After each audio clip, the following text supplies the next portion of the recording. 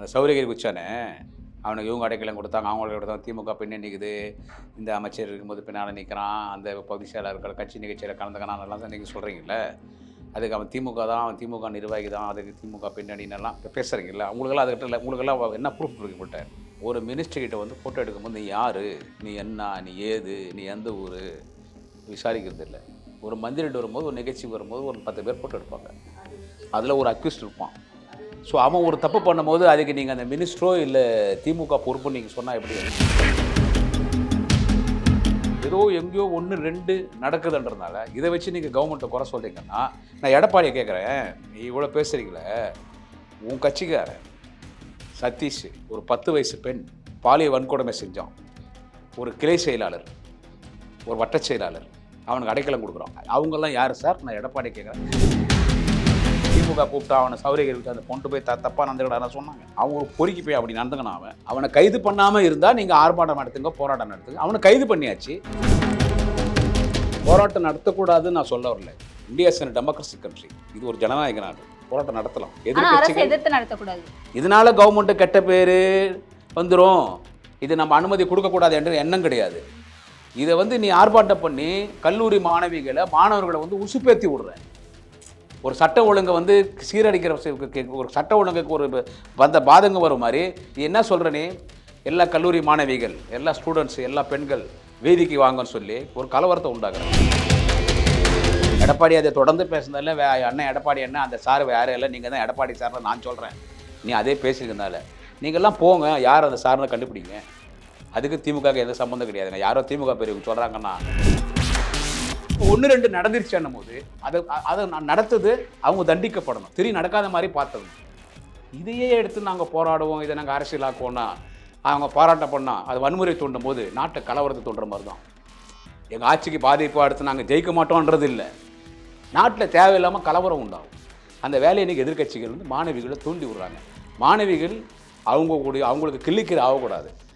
நீங்கள் வந்து உங்களுடைய கோரிக்கை ஏற்றுக்கொள்ளப்படும். குறைந்த விலை, நிறைந்த தரம், தங்கள் தேவைகள் அனைத்தும் ஒரே இடத்தில். ஜெயச்சந்திரன். தேசத்தின் நம்பிக்கை மாத இதழ் அப்பா பதிப்பகம் இணைந்து வழங்கும் நேர்மையாளர் சகாயம் IAS அவர்களின் அனுபவ பதிவில் கடைசி தரையில் கண்டாங்கி சேலை சென்னை புத்தக கண்காட்சியில் விற்பனையாகி கொண்டிருக்கிறது. யார் அந்த சார்? எடப்பாடி தான் அந்த சார். இல்ல, அதே திமுக பேச்சாளர்கள் சார்ந்து நாங்க கேட்கும்போது ஆளுநர் தான் அந்த சார்னு சொல்றாங்க, நீங்க மாத்தி சொல்றீங்களே, முரணா இருக்கே, திமுகவிலே முரண் இருக்கே. அப்படி கூட வச்சுக்கலாம். நான் சொல்கிறேன் யார் அந்த சார்ன்னு சொல்லி ஒட்டின்னு வந்தவர் யார் சட்டமன்றத்துக்கு? அவர் உங்ககிட்ட கேட்குறாரு சார். நான் சொல்கிறேன், நான் எடப்பாடிக்கு நான் சொல்கிறேன், யார் அந்த சார் என்று கேட்குற எடப்பாடி அவர்களே, நீங்கள் தான் அது, எடப்பாடி தான் அந்த சார். எதை வச்சு சொல்கிறீங்க? என்ன ப்ரூஃப் இருக்குது? இப்போ நீங்கள் திமுக மீது குற்றச்சாட்டு வைக்கிறீங்களா, அதுக்கெல்லாம் என்ன ப்ரூஃப் இருக்குது உங்கள்கிட்ட? அவன் அந்த சௌரியகிரி குச்சானே அவனுக்கு இவங்க அடைக்கலம் கொடுத்தாங்க, அவங்களுக்கு கொடுத்தாங்க, திமுக பின்னே நிற்குது, இந்த அமைச்சர் இருக்கும்போது பின்னால் நிற்கிறான், அந்த பகுதி செயலாளர்கள் கட்சி நிகழ்ச்சியில் கலந்துக்கிறான்லாம் தான் நீங்கள் சொல்கிறீங்கள. அதுக்கு அவன் திமுக தான், அவன் திமுக நிர்வாகி தான், அதுக்கு திமுக பின்னணின்னெல்லாம் இப்போ பேசுகிறீங்களா? உங்களுக்கெல்லாம் அதுக்கிட்ட இல்லை, உங்களுக்கெல்லாம் என்ன ப்ரூஃப் இருக்குது உங்கள்கிட்ட? சோஷியல் மீடியாவில் வரதெல்லாம் விட்டுருவோம், முக்கிய தலைவர்கள் அஃபிஷியலாக இதை சொன்னாங்களா? எதுன்னு திமுக பின்னாடி இருக்காங்க அப்படி இப்படின்னு சொல்லிட்டு? ஏன் அந்த ஜெயக்குமார் பேசல? இன்னைக்கு கூட ஸ்டேட்மெண்ட் வருது, இன்னைக்கு கூட ஸ்டேட்மெண்ட் வருது. அதுதான் சார், அவர் திமுக கட்சியில இருக்காரு, போட்டோ எடுத்துட்டு இருந்திருக்காரு அப்படின்னு தான் சொல்றாங்க. அவர் திமுக கட்சியில வந்துட்டு அவர் ஒன்றும் திமுக இல்ல, அதுதான் சொல்றேன், அந்த போட்டோ வச்சு எல்லாரும் அப்படிதான் பேசுறாங்க. மேடம் ஒன்று சொல்லிட்டா மேடம், ஒரு மினிஸ்டர் கிட்ட வந்து போட்டோ எடுக்கும்போது நீ யாரு, நீ என்ன, நீ ஏது, நீ எந்த ஊர் விசாரிக்கிறது இல்லை. ஒரு மந்திரிட்டு வரும்போது, ஒரு நிகழ்ச்சி வரும்போது ஒரு 10 பேர் போட்டோ எடுப்பாங்க, அது ஓகே, அதுல ஒரு அக்யூஸ்ட் இருப்பான். அது ஓகே. அவன் ஒரு தப்பு பண்ணும்போது அதுக்கு நீங்க அந்த மினிஸ்டரோ இல்ல திமுக பொறுப்பு நீங்க சொன்னா எப்படி? அதுதான் சார், அது எல்லாமே முடிஞ்சிருச்சு. அதை வச்சு நான் என்ன சொல்ல வரேன்னா, அதை வச்சுதான் அவங்க அப்படி கிளைம் பண்றாங்க. அந்த மாதிரி நீங்க எடப்பாடி தான் அந்த சார்னு சொல்றீங்களா, அது உங்ககிட்ட ஆதாரம் இருக்கான்னு நான் கேட்கிறேன்.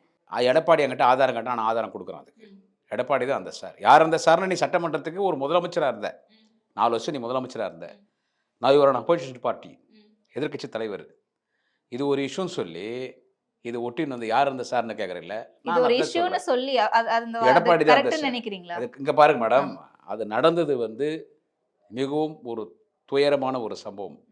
ஒரு பெண் பாதிக்கப்பட்டிருக்கிறார். அதுக்கு காரணமானவன் கடுமையாக தண்டிக்கப்பட வேண்டும். மாண்புமிகு தமிழ்நாட்டின் முதலமைச்சர் அன்பு தலைவர் தளபதி அவர்கள் சட்டமன்றத்தில் இன்னைக்கு சொல்லியிருக்காரு, யாராக இருந்தாலும் கடுமையாக நடவடிக்கை எடுக்கப்படும். அவன் எவனா இருக்கட்டும் கடுமையாக நடவடிக்கை எடுக்கப்படும். சத்யான்னு ஒரு பொண்ணு ட்ரெயினில் ஒருத்தன் தள்ளலாம், அவங்களுக்கு தெரியும்ல, ஒருத்தன் ட்ரெயினில் தள்ளிட்டான். அவனை பிடிச்சி அவனுக்கு இந்த அரசு அவனுக்கு தூக்கு தண்டனை வாங்கி கொடுத்துச்சு. ஸோ பெண்களுக்கு ஒரு பாதுகாப்பான ஆட்சி. ஏதோ எங்கேயோ 1 2 நடக்குதுன்றதுனால இதை வச்சு நீங்கள் கவர்மெண்ட்டை குறை சொல்கிறீங்கன்னா, நான் எடப்பாடியை கேட்குறேன், நீ இவ்வளோ பேசுகிறீங்களே, உன் கட்சிக்காரன் சதீஷ் ஒரு 10 வயசு பெண் அதை பாலியல் வன்கொடுமை செஞ்சான். ஒரு கிளை செயலாளர், ஒரு வட்டச் செயலாளர், அவனுக்கு அடைக்கலம் கொடுக்குறான். விஷயம் வெளியே வருது. இது கவர்மெண்ட் பார்வைக்கு போனோடனே சிபிஐக்கு போகுது. கவர்மெண்ட் இந்த கேஸ் நாங்களே நடத்துகிறோன்னு சொல்லி அரசாங்கம் நடவடிக்கை எடுத்து அவங்களெல்லாம் கைது பண்ணிட்டாங்க. இது எடப்பாடிக்கு இது அவங்கெல்லாம் யார் சார்? நான் எடப்பாடி கேட்குறேன். சரி, இவ்வளோ பெண்களுக்கு பெண்கள் பாதுகாப்பாக இருக்க வேண்டும், பெண்களுக்காக குரல் கொடுப்பது யார் குரல் கொடுத்தாலும் அது வரவேற்கத்தக்கது. எல்லா ஆட்சியிலுமே நடந்துகிட்டு இருக்கு. அரசு என்ன நடவடிக்கை எடுக்கிறாங்க அரசு அப்படிங்கிறது நிலைக்கும். ஆமா, அரசு நடவடிக்கை எடுக்குது. நான் முடிச்சிடறேன். அரசு என்ன நடவடிக்கை எடுக்கிறாங்க அப்படிங்கறதா இங்க நிலைக்கும். எல்லா ஆட்சியிலயும் மாறாம பெண்களுக்கு எதிரான வன்முறைகள் நடந்துகிட்டே தான் இருக்கு, பாரபட்சம் இல்லாம. நம்ம அதை ஆனா ஒத்துக்கலாம். திராவிட முன்னேற்ற கழக அரசு குறைவு. ஆனா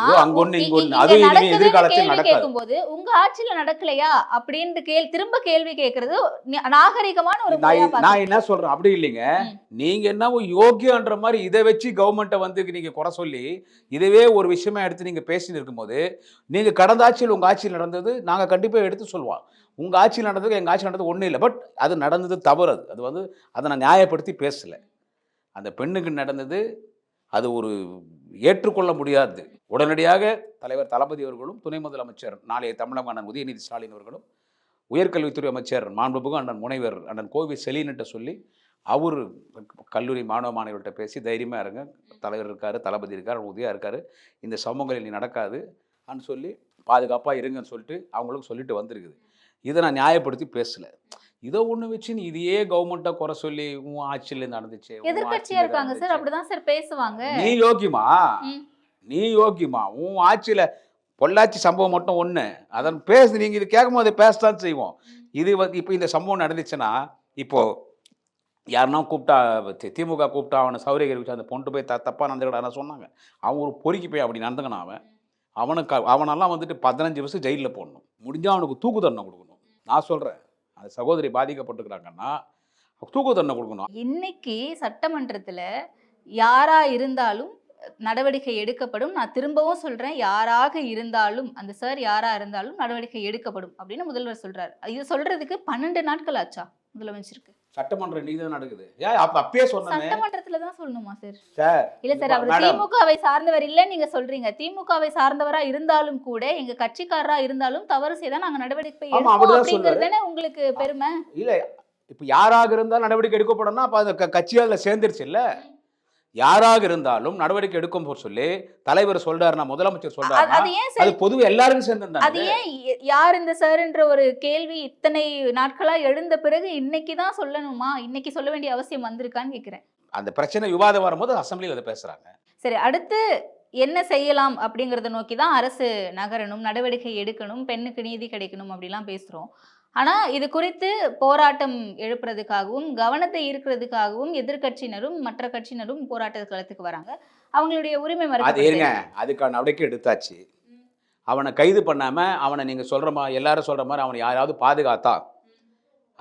பாதுகாத்தா இப்போ நான் சொன்னேனே, இந்த 10 வயசு பெண்ணை வந்து ஒருத்தர் தப்பாக நடந்துக்கணும். ஒரு ஏடிஎம்கேக்காரன் சதீஷ்னு ஒரு பையன், அவன் கூட 2 பேர். அந்த சதீஷை ஒரு ஏடிஎம்கே வட்டச் செயலாளர் அவனுக்கு அடைக்கலம் கொடுக்குறான். இதை யாருமே பேச மாட்டான்றீங்களே. இப்போது நீங்கள் என்னென்னா, நடந்துருச்சு, அவனை கைது பண்ணியாச்சு, அவனுக்கு கடுமையான அவனுக்கு தண்டனை வழங்கப்படும். அவனை கைது பண்ணாமல் இருந்தால் நீங்கள் ஆர்ப்பாட்டம் நடத்துங்க, போராட்டம் நடத்துங்க. அவனை கைது பண்ணியாச்சு. அந்த பெண்ணுக்காக இந்த அரசு துணை நிற்கும், அந்த பெண்ணுக்காக இந்த அரசு துணை நிற்கும், முதலமைச்சர் துணை நிற்பார், எல்லாம் சொல்லியாச்சு, எல்லா நடவடிக்கை எடுத்தாச்சு. இதன் பிறகு நான் ஆர்ப்பாட்டம் பண்ணுறேன்னா அப்போ நீ இதை வச்சு அரசியல் பண்ணுற இல்லை? இது தேவையில்லாத போராட்டம் தானே. போராட்டம் நடத்தக்கூடாதுன்னு நான் சொல்ல வரல. India is a democracy country. இது ஒரு ஜனநாயக நாடு. போராட்டம் நடத்தலாம், எதிர்கட்சிகள் நடத்தலாம். இப்போ அரசு எடுத்து எந்த இப்போ ஏடிஎம்கே அரசு எடுத்து எத்தனையோ போராட்டங்கள் நடத்திருக்கு. எதுக்குமே அனுமதி கொடுக்கலையா? எதுக்கு அனுமதி கொடுக்கல? அனுமதி கொடுத்துருக்குதே. இப்போ நீ தேவையில்லாமல் இது ஒரு பெண்ணை வச்சு நீ பாலிடிக்ஸ் பண்ணுறதுக்கு நான் இதை வச்சு ஆர்ப்பாட்டம் பண்ணுவேன் போது இது தேவையில்லாதாச்சே. இது ஒரு வன்முறையை தூண்டுற மாதிரி. இது ஒரு வன்முறையை தூண்டுற மாதிரி. பெண்களுக்கு அரசின் மீது ஒரு தவறான ஒரு எண்ணம் வரணும், பெண்களை இந்த அரசு மீது தவறாக திசை திருப்பி பெண்கள் இந்த அரசை வந்து இப்போ எல்லா பெண்களையும் வந்து கல்லூரி மாணவிகளெல்லாம் கவர்மெண்ட்டுக்கு எதிர்ப்பாக நம்ம கொண்டு போகணும் என்ற மாதிரி ஒரு கெட்ட எண்ணத்தில் நடத்தப்படுகிற ஒரு போராட்டம் இது. பாஜகவினர் காவல் ஆணையர் மேல ஒரு மனு கொடுத்திருக்காங்க கோர்ட்ல. காவல் ஆணையர் வந்து பாரபட்சமா நடந்துக்கிறாரு, கான்ஸ்டிடியூஷனுக்கு எதிரா நடந்துக்கிறாரு அப்படின்னு சொல்லிட்டு இந்த போராட்டங்களுக்கு அனுமதி கொடுத்ததில்ல. பாஜக அப்படி தான் அரசியல் பண்ணணும். இப்போ இவர் இருக்காரு கமிஷன் தானே சொல்கிறீங்க, ஏன் கமிஷன் நல்லா தானே செயல்படுறாரு. உங்களுக்கு ஒரு போராட்டம் திமுகவுக்கு அப்படின்னும் போது அனுமதி வருது. இதே அதிமுக, பாஜக, நாம் தமிழர் கட்சி இவங்கெல்லாம் ஒரு போராட்டங்களுக்கு வரணும் மேடம் அப்படின்னும் எந்த போது நான் அவங்களுக்கு என்ன அனுமதி சொல்கிறேன், வருது. பாஜகவோ நாம் தமிழர் கட்சியோ இல்லை அதிமுகவோ இவங்களுக்கு எந்த போராட்டத்துக்கும் எந்த ஆர்ப்பாட்டத்துக்கும் எதுக்குமே அனுமதியே கொடுக்கலையா? நீங்கள் அது இதுக்கு எதுக்குமே கொடுக்குறோமே, எவ்வளவோ நடத்துகிறாங்களே, நடத்திட்டே தானே இருக்கிறாங்க, கொடுத்துட்டு இருக்கிறோமே. இது வந்து ஒரு சென்சிட்டிவான இஷ்யூ. இது வந்து இதை வந்து இதனால கவர்மெண்ட்டு கெட்ட பேர் வந்துடும், இது நம்ம அனுமதி கொடுக்கக்கூடாது என்ற எண்ணம் கிடையாது. இதை வந்து நீ ஆர்ப்பாட்டம் பண்ணி கல்லூரி மாணவர்களை வந்து உசுப்பேத்தி விடுற, ஒரு சட்ட ஒழுங்கை வந்து சீரழிக்கிற ஒரு சட்ட ஒழுங்குக்கு ஒரு வந்த பாதங்க வரும் மாதிரி என்ன சொல்கிற நீ, எல்லா கல்லூரி மாணவிகள், எல்லா ஸ்டூடெண்ட்ஸ், எல்லா பெண்கள் வேதிக்கு வாங்கன்னு சொல்லி ஒரு கலவரத்தை உண்டாக்குற. இது தேவையில்லாதாச்சே. இல்லைங்க, நீங்கள் கவர்மெண்ட்டை குறை சொல்கிறீங்கல்ல, நீங்கள் தேர்தலில் நின்று திமுக தோக்கடிங்க. இப்போ இடைத்தேர்தல் வருதுங்க ஈரோட்டில், இந்த கவர்மெண்ட் சரியில்லைன்னு எடப்பாடி சொல்கிற அப்படி இல்லை, அண்ணாமலை சொல்கிறாருல்ல, இல்லை சீமானா இருக்கட்டும், இது புதுசாக இப்போ கட்சி ஆரம்பிச்சுக்கிறாரு அவராகட்டும், யாராகட்டும், யாரு நீங்களே சொல்லுங்க யாரு சார், நீங்க யாரு? அதான் அந்த நடிகர் ஒருத்தர் இப்போ ஃப்ளைட்டில் கோவாக்கு போயிட்டு வந்தார், த்ரிஷா கூட, அவர் பேருனா மிஸ்டர் விஜய், அவராக இருக்கட்டும், யாராக இருக்கட்டும், என்ன சொல்கிறது, ஈரோடுக்கு வாங்க, தேர்தல் நடக்குது, இந்த கவர்மெண்ட் சரியில்லைன்னு சொல்லுங்கள், பெண்களுக்கு பாதுகாப்பு இல்லைன்றீங்க, சட்ட ஒழுங்கு சரியில்லைன்றீங்க, எதிர்கட்சிகளுடைய குரல்களை நசுக்கப்படுதுன்னு சொல்றீங்க, வாங்க ஈரோடுக்கு வாங்க. பெண்கள் சார்ந்து பல திட்டங்களை கொண்டு வர அரசு தான் 2 நாளைக்கு முன்னாடி எழும்பூர்ல நடந்த ஒரு நிகழ்வுல மாணவிகள் உள்ள போகும்போது கருப்பு உடை அணிந்தவங்களை உள்ள விடல, கருப்பு ஷால் அணிந்தவங்களுடைய ஷாலை பிடுங்கி வச்சுட்டு தான் உள்ள அனுப்புறாங்க, கருப்பு பேகு, கருப்பு குடை எதுவுமே அனுமதிக்கல. நீட்டுக்கு மட்டும் நம்ம பேசுறோம்ல சார், பெண்கள் எப்படி நடத்தலாமா, பெண்கள் உடை சார்ந்து நீட்ல நீங்க ஏன் இப்படி பண்றீங்க அப்படின்ட்டு. என்னத்து கருப்பு அணிஞ்சு போனீங்க கேக்குறீங்களா? யூசுவலா கருப்பு அணிவாங்களே சார், நானே அதிகமா கருப்புடைகள் வச்சிருக்கேன், ஏன்னா எனக்கு கருப்பு பிடிக்கும். எத்தனை பேர் எதிர்ப்பு தெரிவிக்கிறதுக்காகவும் போட்டிருக்காங்க, எதிர்ப்பு தெரிவிக்கிறதுக்காகவும் போடுறாங்க, ஒரு துக்க நிகழ்வுக்கு போறதுக்காகவும் போடுறாங்க. கருப்பினுடைய அடையாளம் சரி எதிர்ப்புக்கு மட்டும் இவங்க எதுக்கு போனாங்க அந்த காலேஜுக்குள்ள? என்ன நிகழ்ச்சி சொல்லுங்க கொஞ்சம். என்ன நிகழ்ச்சி? தொழில்துறை சார்பாக நடத்தப்பட்ட ஒரு நிகழ்ச்சி. என்னது கருப்பு போட்டு போறாங்க கண்டனம் தெரிவிக்கிறதுக்கு? இன்னைக்கு நம்ம ஒரு காலேஜ்ல போனா, ஒரு ஆபீஸ்க்குள்ள போனா எத்தனை பேர் கருப்பு போட்டுருப்பாங்க நமக்கு தெரியாது. எல்லாரும் இல்ல இல்ல இது நான் சொன்னா பெண்களுக்கு எதிர்ப்பா பேசுறான் குமரன், அப்புறம் கிளம்பி அங்க பாருங்க, அவரும் கருப்பு தான் போட்டுருக்காரு. அவர் போட்டுக்கிறது விடுங்க, அவர் ஏதோ யதார்த்தமா போட்டுக்கிறாரு, அந்த மாதிரி இருக்கலாம். இருங்க, அங்க நடந்த சம்பவம் என்ன தெரியுமா, அது அங்க எதிர்ப்பு தெரிவிக்கிறதுக்கு போனதாங்க அந்த சகோதரிகள். அங்க உள்ள போய் தீன் கலவரம் வேணான்னு சொல்லி அதுக்கு காவல்துறை எடுத்த நடவடிக்கை அது. அதுதான் நான் இதை என்ன ரொம்ப பேசுனேன்னு வச்சுங்க, அப்புறமா இது சோசியல் மீடியாவில் ஒரு பெரிய சேனலில் பேசுகிறேன், அப்புறமா பெண்கள் எனக்கு எதிர்ப்பாக பேசுவாங்க, பெண்கள் எதிர்ப்பாக குமரம் பேசிட்டான்னு சொல்லிட்டு. அதனால் வந்து பெண்கள் வந்துட்டு கொஞ்சம் ஒரு சிலதெல்லாம் கடைப்பிடிக்கும். இன்னும் ஓராண்டு இருக்கு திமுக அடுத்த ஆண்டு திமுக, அடுத்த 5 ஆண்டு அடுத்த எலெக்ஷன் வரைக்கும் நான் பேசுறேன் சார், அதுக்கப்புறம் பார்த்துக்கலாம். அடுத்த எலெக்ஷன் வரைக்கும் நான் சொல்றேன், இனி இந்த மாதிரி சம்பவம் எதுவும் நடக்காது. முதலமைச்சர் உத்தரவாதம் கொடுத்துட்டாரு, சம்பவம் நடக்காது, அதுக்கு உடனடியாக நடவடிக்கை எடுத்தாச்சு, அவனை கைது பண்ணியாச்சு, அந்த பெண்ணுக்கு அரசு துணை நிற்கும், அந்த பெண்ணுக்கு நீதி கிடைக்கும். எல்லாம் முடிஞ்ச பிறகு தெரியும் நாங்கள் அதே எடுத்துக்கின்னு நாங்கள் வந்து அதை கண்டிக்கிறோம்னு சொல்லும் போது ஒரு வன்முறையை தூண்டுற மாதிரி தான் இருக்குது. பெண்கள் உங்களுக்காக நீங்கள் போராடுங்க, உங்களுக்கு அந்த உரிமை உண்டு, உங்களுக்காக நீங்கள் போராடுங்கள். அரசு இதுக்கு எந்த நடவடிக்கை எடுக்காமல் விட்டுருந்தா, இப்போ வெஸ்ட் பெங்காலில் ஒரு சம்பவம் நடந்துச்சுங்க, அரசு எந்த நடவடிக்கை எடுக்கலன்னு எவ்வளோ பெரிய பிரச்சனை ஆச்சு. நம்ம தமிழ்நாட்டிலே போராட்டம் நடத்தணும், இது விஷயம் வெளியே வந்த உடனே நடவடிக்கை எடுத்தாச்சு. முதலமைச்சர் அவனை கடுமையாக தண்டிக்கும்னு சொல்லிட்டாரு. அந்த பெண்ணுக்கு அரசு துணை நிற்கும். கல்லூரிக்குள்ள அமைச்சர் போயிட்டாரு, துணை முதலமைச்சர் யாராட்ட பேசிட்டார், முதலமைச்சர் பேசிட்டார். மாணவிகளுக்கு முழு பாதுகாப்பு வழங்கப்படும், எல்லா பிரச்சனை முடிச்சு நாங்கள் பாதுகாப்பு வழங்குறோம்னு சொல்லி அரசு நடவடிக்கை எடுத்த பிறகு திரும்ப அதே பிரச்சனை வச்சு எதிர்கட்சிகள் தூண்டி விடுறாங்கன்னும் போது அதில் போய் நம்முடைய சகோதரிகள் மாணவிகள் போய் அவங்க வழியில் போய் சிக்கி துண்டு போட்டுன்னு போய் அங்கே போய் பிரச்சனை ஆகி இது என்ன ஆகும்? அப்புறமா நான் ஓப்பனாக பேசுகிறேன், எல்லா கல்லூரி மாணவிகள் வீதிக்கு வருவாங்க, ஒரு வன்முறை ஆகும்.